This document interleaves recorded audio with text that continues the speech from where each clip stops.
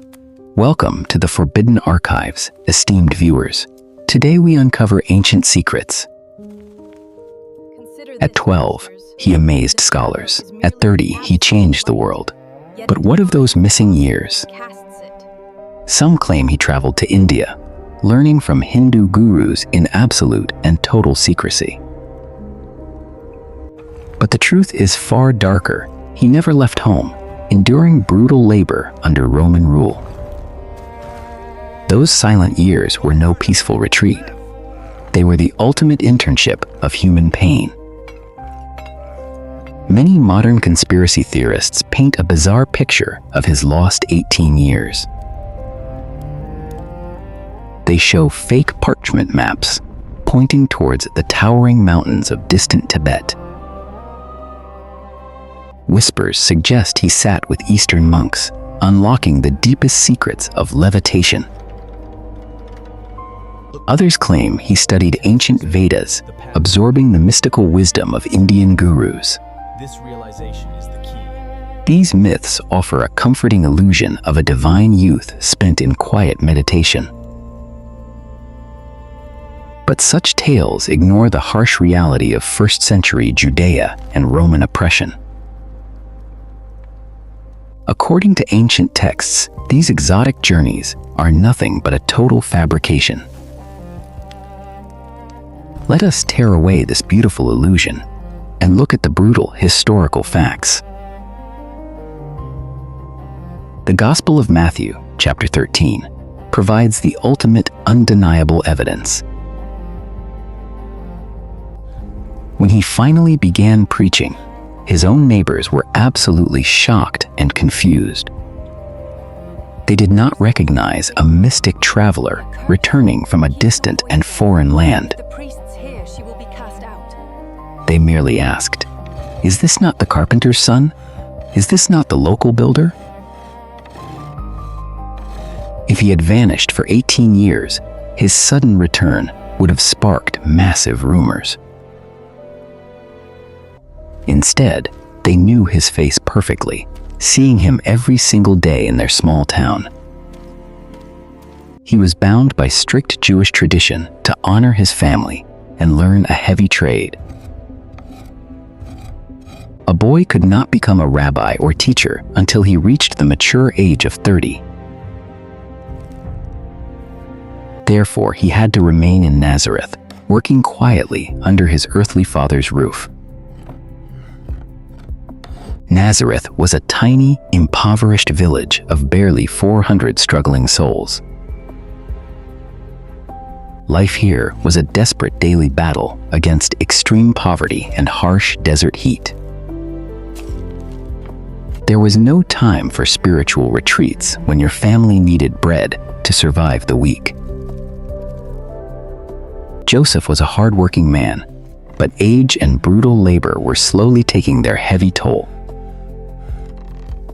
As Joseph grew weaker, the heavy burden of supporting the family fell upon young shoulders. He took up the heavy wooden mallet and the rough iron saw to continue the daily work. Woodworking in the ancient Middle East was completely different from what we imagine today. Cedar and oak were incredibly dense, requiring immense physical strength just to cut a beam. We often picture him crafting small tables, but the reality was far more demanding and cruel. He was known as a Tekton, a Greek word that means much more than a simple carpenter. A Tekton was a master builder and artisan who worked with heavy timber and massive stones. He would have carried heavy logs across miles of uneven and rocky desert terrain. His young muscles ached, his skin burned under the unforgiving ancient Judean sun. When Joseph finally passed away, the full weight of survival crushed down upon him. As the eldest son, he became the sole provider for his grieving mother and siblings. But tiny Nazareth could never provide enough steady work to feed a growing, hungry family. He had to look beyond the quiet hills of his childhood home to find demanding labor. Just a single hour's walk from Nazareth lay the answer to his daily financial struggle. A massive urban project was rising from the dust, demanding thousands of strong workers. This brings us to a shocking archaeological revelation, hidden for nearly 2 millennia. Have you ever wondered why he spoke so often of building houses on solid rock? The answer lies in the ancient ruins of a city that history books often forget. He did not spend his youth in isolation. He stepped into the heart of the Roman Empire. Welcome to Sepphoris, the jewel of Galilee, ruled by the arrogant King Herod Antipas. Herod was obsessed with mimicking Roman glory, ordering the construction of a massive city. He demanded a grand theater, paved streets, and luxurious villas built from white limestone. To achieve this, Herod hired every available Tekton from all the surrounding small villages. It is highly probable, almost certain, that he walked to this mega construction site daily. Here, the Son of God became a mere day laborer, swinging a heavy iron hammer for pennies. He worked alongside thousands of exhausted Jewish peasants, breathing in thick white stone dust. The noise was deafening. Chisels striking rock, heavy wooden cranes creaking under massive weight. He personally witnessed the extreme wealth of the ruling class, contrasting with deep poverty. High above on marble balconies, Herod drank fine wine while the workers bled on the stones. Roman guards constantly patrolled the site, wielding sharp leather whips to enforce strict orders. He saw innocent men beaten, crushed by falling rocks, and treated like disposable animals. This was his true education, feeling the agonizing weight of human suffering firsthand. He did not need to travel to India to understand the deep sorrow of the human condition. Sepphoris provided every brutal lesson about greed, violence, and the desperate need for grace. Historical records confirm this city was a hotbed of political tension and silent rebellion. Every stone he carved was a silent testament to the endurance of a heavily oppressed people. Imagine the supreme irony, the creator of the world building a theater for a corrupt king. He submitted to earthly masters, learning the profound humility required to save all mankind.